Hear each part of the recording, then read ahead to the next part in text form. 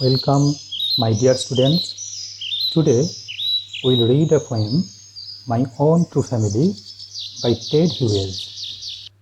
My own true family means আমার নিজের সত্যিকারের বা আসল পরিবার।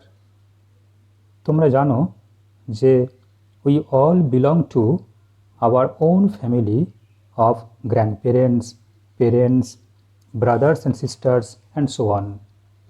But if we think deeply in broader sense, we can realize that we all belong to the family of nature or environment. যদি আমরা একটু গভীরভাবে ভাবি তবে বুঝতে পারি যে আমরা সবাই প্রকৃতপক্ষে আমাদের চারিপাশের প্রকৃতি বা পরিবেশ পরিবারেরই অংশ। And as we always think of the well-being of our own family, we must also think about our nature, not for ourselves, but for the whole human beings. আমরা যেমন সর্বদা নিজের পরিবারের ভালো চাই, তেমনি আমাদের এই প্রকৃতি পরিবারেরও ভালো চাইতে হবে, শুধু নিজেদের জন্য নয়, সমগ্র মানব জাতির জন্য।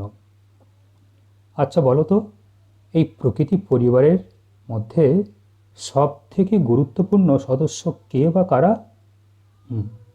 ঠিকই ধরেছ, গাছপালা। They are trees. They play a vital role for the existence of all the living beings in our world. And we all have a responsibility to protect the trees, our family members. আমাদের সবারই দায়িত্ব এই গাছপালাকে রক্ষা করার। এই কবিতায় কবি এই বার্তাটি দিতে চেয়েছেন যে আমরা যেন গাছকে পরিবারের একজন সদস্য হিসাবেই দেখি এবং একসঙ্গে বেড়ে উঠি। We must thrive or grow up with the trees as a single family. যাই হোক, কবিতা পড়ার আগে এসো আমরা কবি সম্বন্ধে একটু জেনে নিই। Ted Hughes is a British writer, a poet. He is one of the greatest poets of the 20th century. এই প্রসঙ্গে বলে রাখি, 2008 সালে দ্য টাইমস পত্রিকা 1945 সালের পর থেকে 50 জন ব্রিটিশ কবির উপর একটি সার্ভে করে এবং দেখা যায় জনপ্রিয়তার নিরিখে কবি টেড হিউয়েজ চতুর্থ স্থান অর্জন করেন। He was ranked 4th among the top 50 poets since 1945।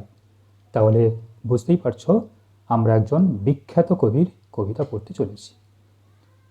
তো তোমরা সবাই টেক্সট বুকটি সামনে রাখো, চলো আমরা কবিতা পড়া শুরু করি।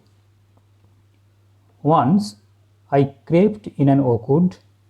I was looking for a stag. I met an old woman there, all nobilistic and rag. She said, I have your secret here inside my little bag.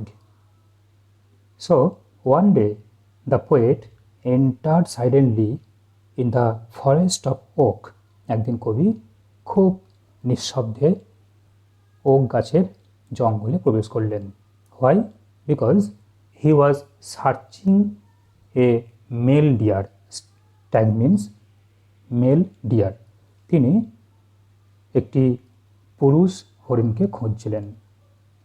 I met an old woman there, all nobilistic and rag. কিন্তু কবি সেই জঙ্গলে এক বৃদ্ধার মুখোমুখি হলেন। সে বৃদ্ধার হাতে কি আছে? নবলিস্টিক। নবলিস্টিক আনস্টেডি স্টিক, নড়বড়ে লাঠি। And rag. Rag means torn clothes, শতচ্ছিন্ন পোশাক। অর্থাৎ বৃদ্ধার হাতে একটি নড়বড়ে লাঠি আছে এবং তার পোশাক শতচ্ছিন্ন। এর মধ্য দিয়ে কবি সেই বৃদ্ধার আউটওয়ার্ড অ্যাপিয়ারেন্স, বাহ্যিক যে চেহারা তার বর্ণনা দিয়েছেন। The wretched condition of the woman is reflected here. সেই বৃদ্ধার করুণ অবস্থা, ভগ্ন দশাই এই বর্ণনার মধ্য দিয়ে ফুটে উঠেছে। তো এখন জানতে হবে এই ওল্ড ওম্যানটি আসলে কে।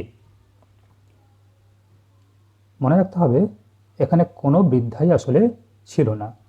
Old woman was really the goddess of forest, তিনি বনদেবী। আবার কেউ কেউ বলে থাকেন যে old woman is the symbol of nature, our mother nature, আমাদের প্রকৃতি মা, সেই প্রকৃতি মাকেই ওল্ড ওম্যান দিয়ে দেখানো হয়েছে। বর্তমান প্রকৃতির যে অবস্থা, করুণ অবস্থা, সেটি দেখানো হয়েছে এই বৃদ্ধা মহিলার করুণ দশার মধ্য দিয়ে। C said, I have your secret here inside my little bag. সেই মহিলা বলে উঠলেন, তোমার গোপন জিনিস আমার এই ছোট্ট ব্যাগে লুকোনো আছে। গোপন জিনিস বলতে কি? Secret means the mystery of life here, আমাদের জীবনের রহস্য, আমাদের প্রাণ ভোমরা লুকিয়ে আছে সেই বৃদ্ধা মহিলার ছোট্ট ব্যাগ। অর্থাৎ আমাদের প্রত্যেকেরই প্রাণ ভোমরা লুকিয়ে আছে প্রকৃতির মধ্যে। যদি প্রকৃতি বিলীন হয়ে যায়, আমরাও এই পৃথিবী থেকে নিশ্চিহ্ন হয়ে যাব। তবু আমরা বুঝি না, প্রকৃতিকে ধ্বংস করি। এসো আমরা সেকেন্ড স্ট্যান্ডে পড়ি। Then she began to cackle and I began to quake. তারপর সে বৃদ্ধা উচ্চ স্বরে হাসতে লাগলেন, ভয়ঙ্কর হাসি। Cackle, a terrible laughter, and I began to quake. Quake means tremble in fear. কবি সেই হাসি শুনে ভয়ে কাঁপতে লাগলেন। She opened up her little bag and I came twice awake. এরপর সে বৃদ্ধা যখনই তার ছোট্ট ব্যাগটা ওপেন করলেন, সঙ্গে সঙ্গে কবি দুবার জেগে উঠলেন। দুবার জেগে ওঠা তোমরা এখন ঠিক বুঝবে না, কবিতাটি পুরো পড়ার পরেই আমরা এটা বুঝতে পারবো। তবু শুনে রাখো, আসলে কবি এতক্ষণ ড্রিম লাইক স্টেটে ছিলেন, স্বপ্নাবিষ্ট ছিলেন। সেই স্বপ্নটা ভেঙে গেছে, তিনি জেগে উঠেছেন। এটা প্রথম জায়গা। আর দ্বিতীয় জায়গাটা আসলে কবির চেতনার জাগরণ, the awakening of his consciousness, the awakening of his self realisation. তার আত্মোপলব্ধি তৈরি হয়েছে, তিনি তার ভুলটা বুঝতে পেরেছেন। যাই হোক, এটা আমরা কবিতার শেষে আরও ডিটেলসে আলোচনা করব। তো কবি দুবার জেগে উঠেছেন বৃদ্ধার ছোট্ট ব্যাগ ওপেন করার পরে। তিনি কি দেখলেন জেগে উঠে? Surrounded by a staring tribe and me tied to a stake. কবি দেখলেন যে তার আশেপাশে বেশ কিছু ট্রাইব মিন্স ট্রাইবাল পিপল, কিছু উপজাতি, তারা তার দিকে একদৃষ্টিতে তাকিয়ে আছে। Staring means looking at fixedly. আসলে এখানে উপজাতি বলতে এই ওক গাছগুলোকেই বোঝানো হয়েছে।